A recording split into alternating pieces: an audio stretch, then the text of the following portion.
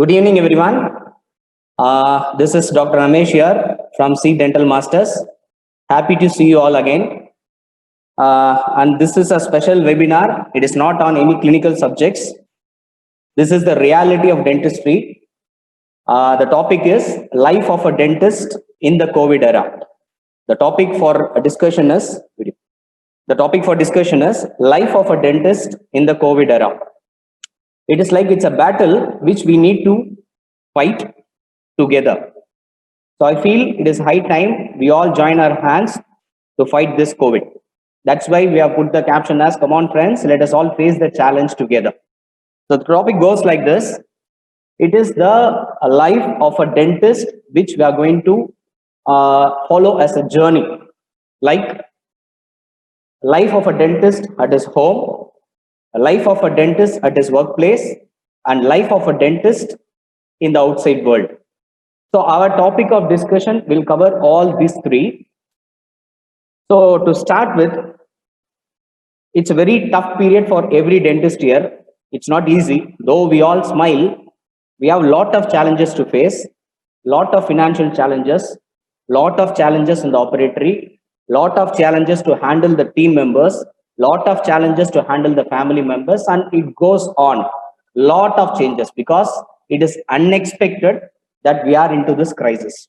So we'll try to simplify things as much as possible. And I'm going to take you through a journey now. Let's start the topic, life of a dentist in the COVID era. So the life goes like this for a dentist. We all live in a home. God has blessed us with a good home, and we are living in a happy life now, right? So when the dentist steps out of his home, he is into the outside world. Either he will go to the dental hospital, that is his workplace, or he steps out of his home to the outside world, maybe to buy something, to procure something, to contact someone. And the cycle goes like this. It all starts from your home, and we are connected to the outside world. And from the outside world, the maximum time we spend in the dental hospital, in our own hospital. And this cycle is like a continuous cycle. And every webinar or every topic of discussion today or for the past 8 to 10 weeks, they taught us how to run the clinic, how to wear a PPE, how to do this, how to do that, and everything is confined to one place called our dental workplace. In this webinar, we wanted to explore a little bit more like how life of a dentist should be from his residence, from his home, right from the place where he is starting his life.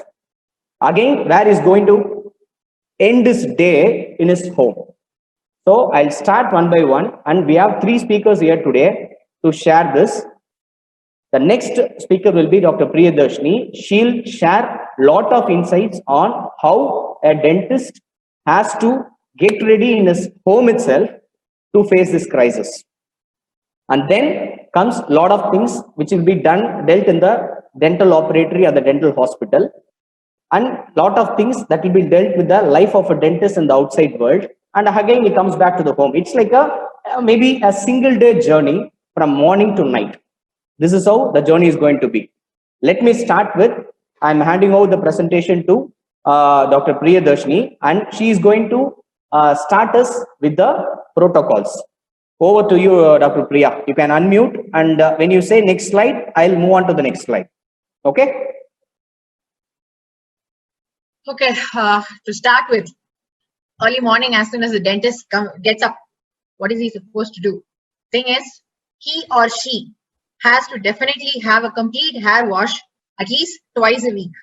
Apart from the body showers, that has to be done twice a day. Once we enter the house, we have to take a shower, hot body shower, apart from what we take in the morning. If at all we go outside, we have to come inside the house, then invariably needs a hot body shower because we have to scrub out whatever droplets are sitting onto our skin surfaces. Second thing is, you'll have to keep one pair of slippers always designated to step out of the house, because you may be stepping on so many things and you may be carrying the contagious virus outside, and when you're entering the house, it will definitely carry on the same whatever soil or contamination from outside to inside. And make sure whatever slippers you're wearing, it has to be washed outside the house, and then you'll have to step inside the house. And then please ensure that you're keeping 5 pairs of easily washable dresses. That is made up of rayon, polyester, nylon, cotton, and it should be light colored, because whatever dresses we're going to wear, the shirts or the dresses of the ladies especially, if they are dark colored, we are making a protocol saying that all the dresses which are worn outside the house have to be soaked in Dettol and warm water along with the detergent. So when you're going to soak the dresses in warm water, automatically if it's a fast color, then it will start draining out. It will start staining your aprons or whatever you're going to put along with those clothes. So please always stick on to light colored dresses and easily washable materials, and please avoid thick materials like polycotton, denim, jeans, silk and wool, which gives a large surface area for the virus to sit onto it. Avoid such thick materials. Ladies have to avoid lengthy outfits like skirts and all those things, and with fast colors and gorgeous designs and all these flares and all those in the sleeves. As much as possible, you'll have to stick on to short sleeves and short kurtis, so that whatever you wear will not extend beyond the work wear. Whatever scrubs, or even if we are offered a gown or something like that, the dresses that we are wearing inside should never get infected. So please avoid lengthy outfits. Wear as minimal jewelry as possible. Obviously, metal surface holds the coronavirus for more than an hour or so. So we'll have to wear very minimal jewelry, makeup and adjuncts as possible, whatever we are wearing. And the hairstyles, even the hair strands keep taking the virus in it. So hairstyles to be restricted to plaiting or buns, and short haircuts for guys. Avoid leaving hair loose. Carry very minimal cash, whatever it is, to when you're stepping out of the house, and always stick on to digital or online transactions. And a complete balanced diet regimen should be followed. Good rehydration of body with lot of water intake, and vitamin C's and liquid supplements to be made mandatory. Thorough mouth rinsing recommended prior to leaving the house, not only for our patients, but we have to follow this protocol also, because it will reduce our oral microbial flora also. Next slide, please.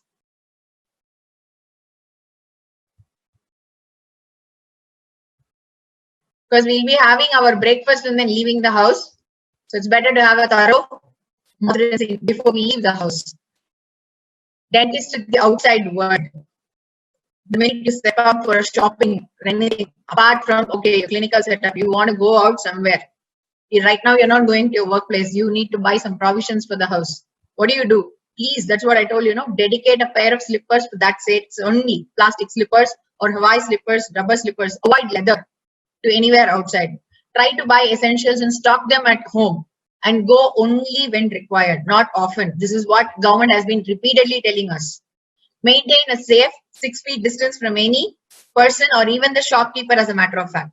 Never touch anything unnecessary in the shopping area. Wherever you're going, if you want to take something, keep your agenda very clean. Make a shopping list, go, just buy what is needed and then come.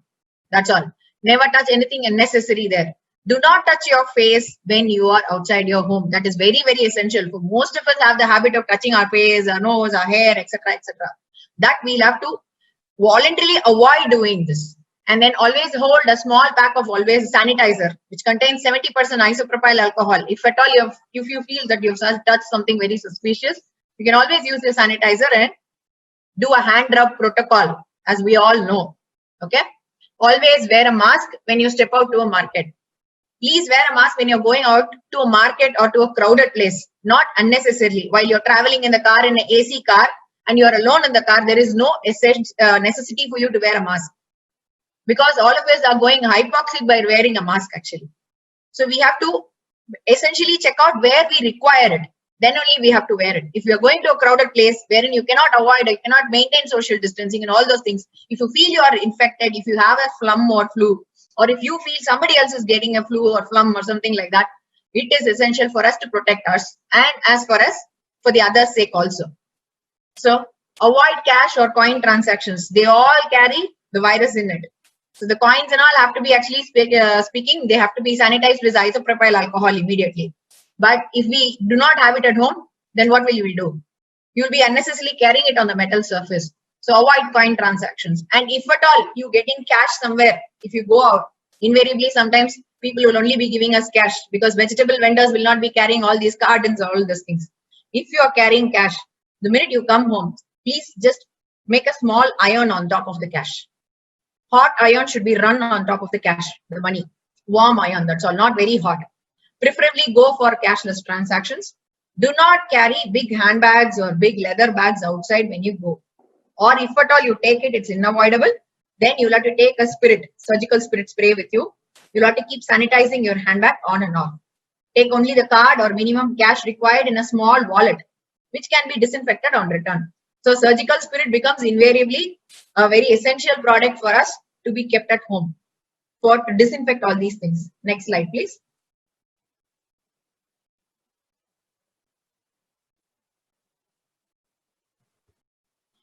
Yes, this is one more thing. We have to avoid henceforth, though we are all touching 40 and all those things, avoid usage of public lifts and elevators. Because lifts is the first thing, because it's a very closed area and anybody sneezes, coughs and gets out of it, we are going to reinfect ourselves by getting into a lift. So try to always use staircases, but don't touch the railings of the staircases. Avoid public toilets because virus goes through orophycal contamination. Please avoid using public toilets, drinking or eating outside, especially for the kids and for the elderly couple who are all very vulnerable to this virus. Vegetables, fruits, provisions to be got home in designated bags. Just have 2 or 3 carry bags for it. Take them from those bags only, get it across, keep it outside the house the minute you step in. First and foremost, you should only ring the bell or you should ensure that the person keeps the door handle open, the other person. You should not touch even the door handle. If you touch the handles, then it has to be disinfected with isopropyl alcohol. They'll have to open the door. The minute you step inside the house, the first thing I told you, wash your slippers. Leave it outside the house. Then you come inside, wash your hands. Then you get the bags inside. Keep it near the foot, whatever area is it. Chappals, wherever you leave your slippers. Then take out all the things. Milk packets, they should be thoroughly washed before placing inside the refrigerator. Wash it with soap water also, nothing wrong. Fruits and vegetables to be taken out, washed in warm water. And there is a small thing that you can even put a bit of baking soda in it, washing soda. Wash your fruits and vegetables with washing soda and warm water. Dry it completely. Place it in ventilated cloth covers and stack it inside the fridge. Provisions to be removed from the main bag, distributed to various areas. That you cannot do anything. That will be in sealed covers, so nothing to worry. The main bag should be left to sun dry. Whatever bags you are using to go outside of the house should be left in hot sun for 10 hours minimum before taking it inside the house. The doorknobs, bells, handles, everything should be wiped with isopropyl alcohol, as I already told you. If at all you're going out and coming in, keep on handling those doorknobs. Please keep wiping it. Clothes worn outside to be put for wash in a separate tub with warm water, detergent, Dettol solution. Soaked for 10 to 15 minutes prior to washing and then put it for sun dry. Then a complete hot shower is always recommended, which we all know. The minute you step inside the house, just take a complete hot shower. Next slide, please.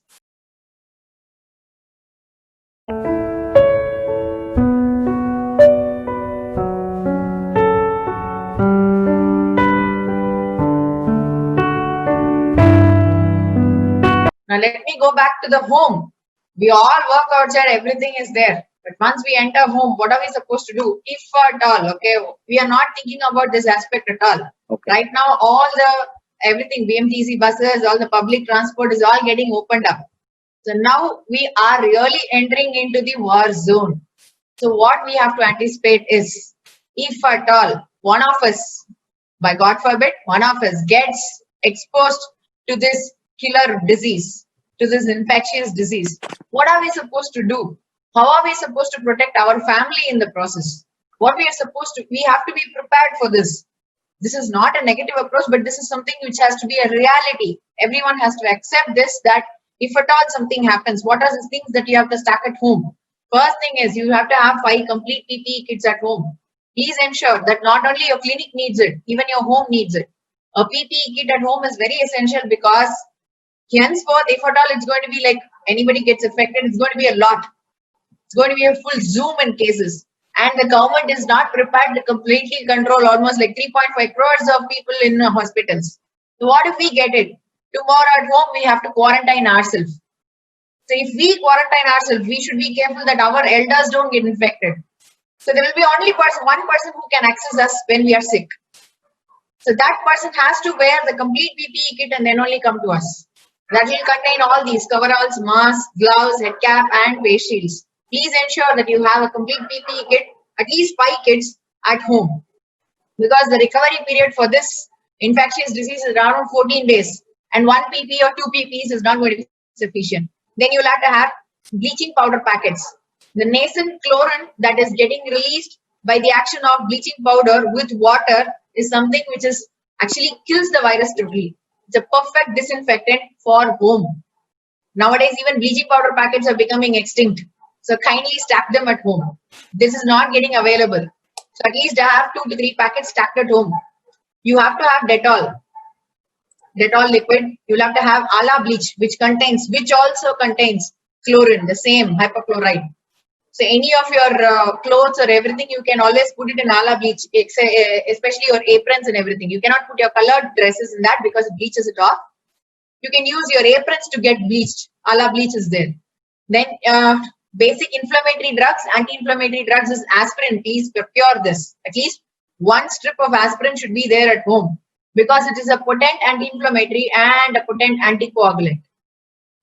What you require for this infectious disease is that recommended prophylactic antibiotic is azithromycin, which is available over the counter. It doesn't require a prescription for this. So you can always buy. Aziwak is the trade name to be procured.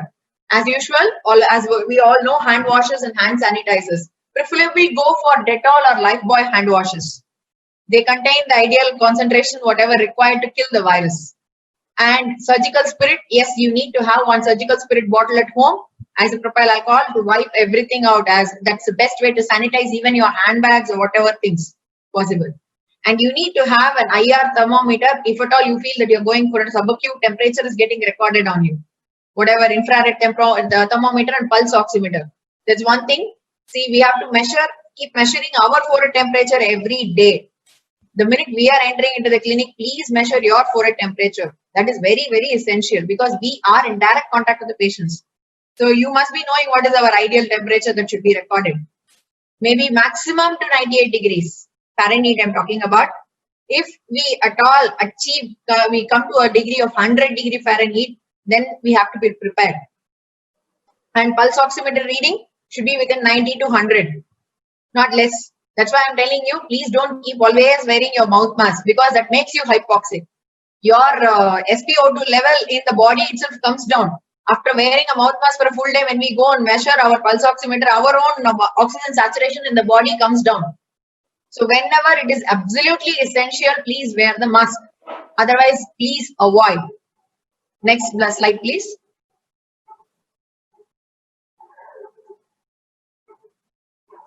Ramesh, next slide.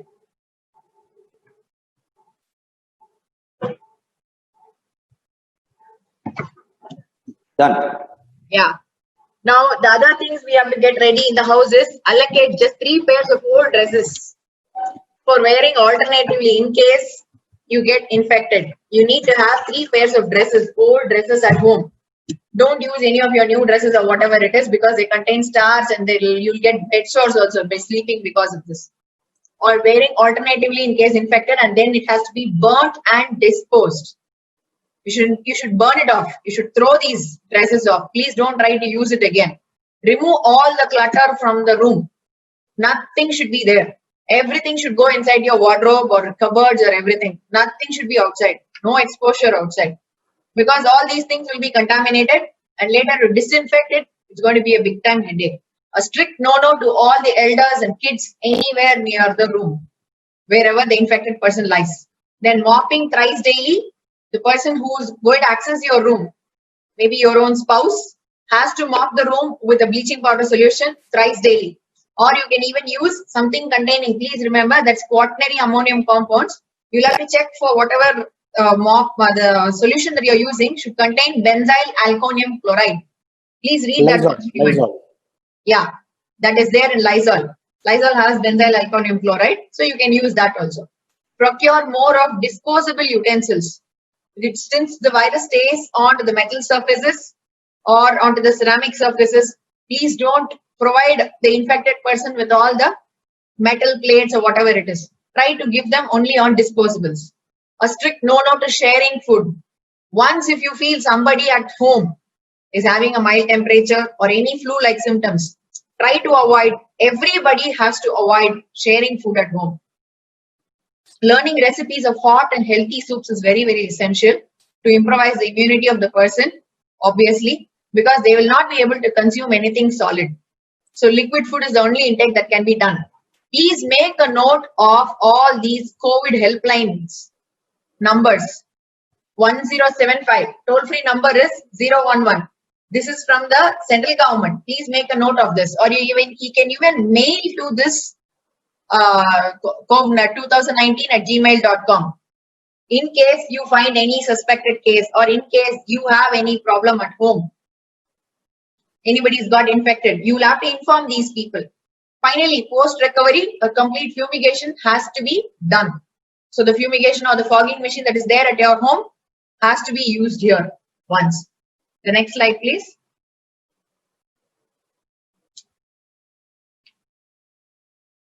Ramesh, can we move on to the next slide? Yeah. Now, this is one thing which all of us have to know. Some of the clinical symptoms. Early detection of this disease is very, very essential for you to have 100% recovery. Many of us ignore the early symptoms. Maybe you, maybe me, many, because that is why this has become a huge pandemic now. This could have been from the initial stages. If this has been identified, then it could have been contained in a very good level. First thing is you will have a dry cough associated with a mild acute subacute temperature. You may go only up to 100°F.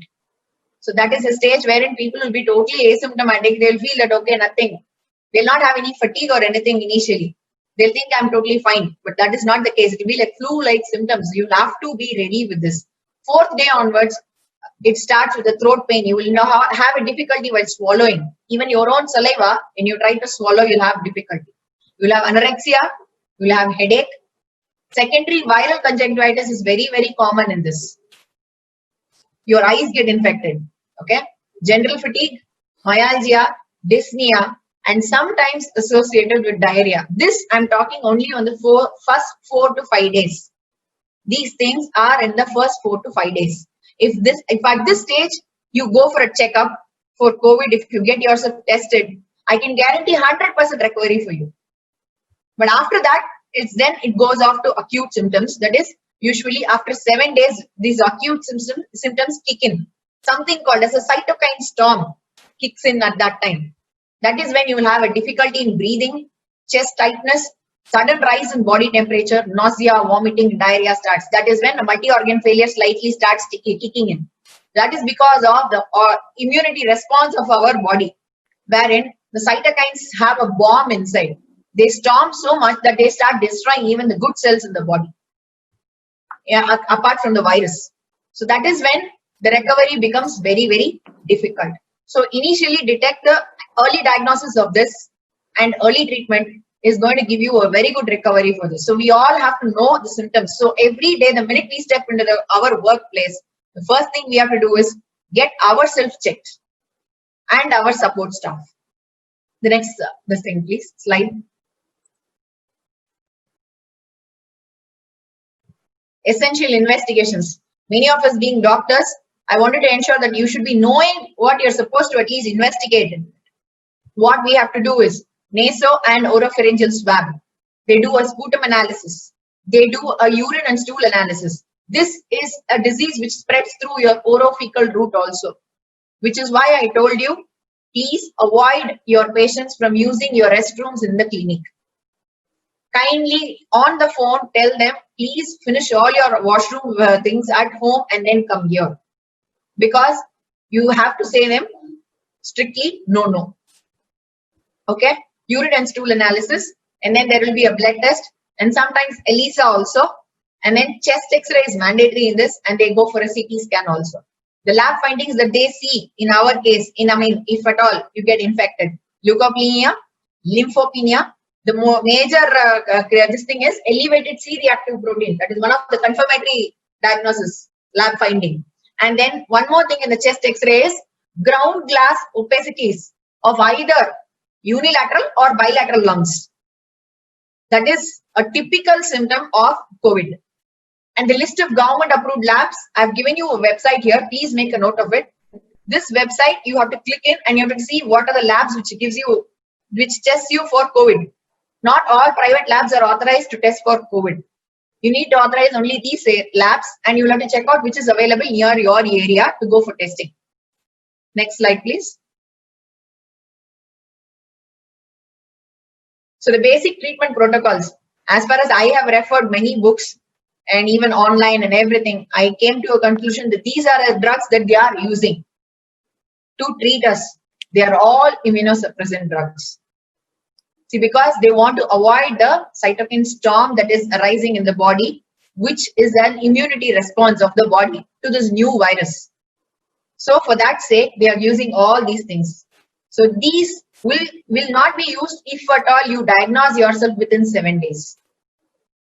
So we have to be very, very careful. The early diagnosis of COVID-19 is essential for timely management of the disease and effective isolation also. So they will effectively quarantine you and they'll get you ready. And you can easily recover if it is detected early.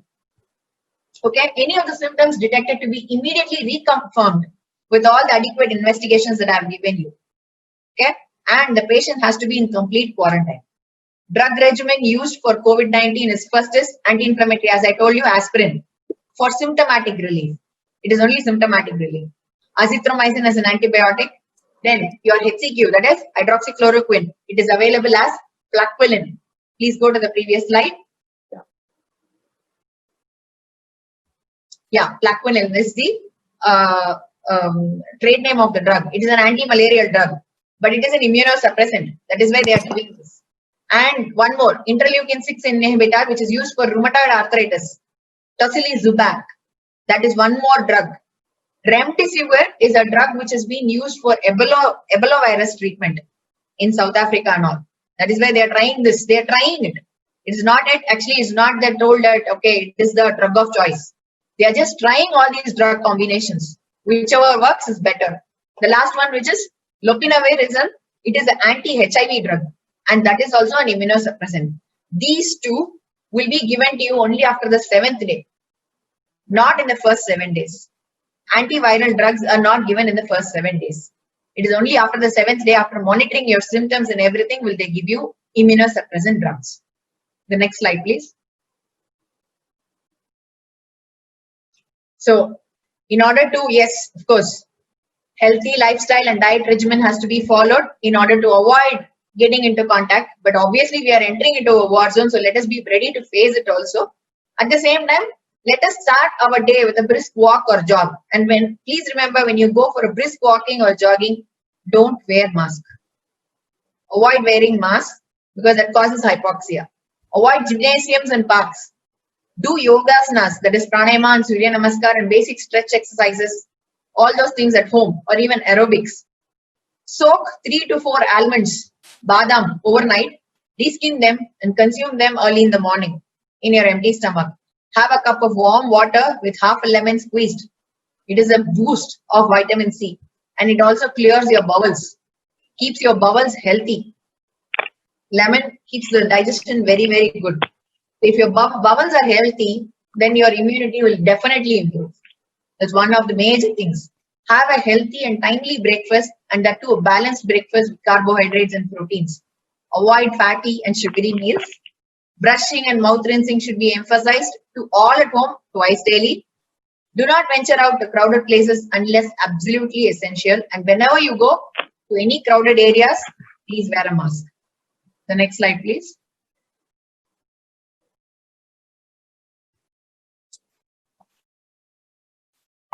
And always consume boiled and filtered water. Try to avoid these Bisleri cans and all those things because nowadays the water is not very good in that. try to go for all this boiled water or RO water plants. Okay, and keep your body well hydrated. Drink more of citrus fruits extracts, which contain more of vitamin C as a natural antioxidant. Consume minimum of 2 to 3 liters of water per day. Warm salt water gargling is recommended if you have any mild itching also.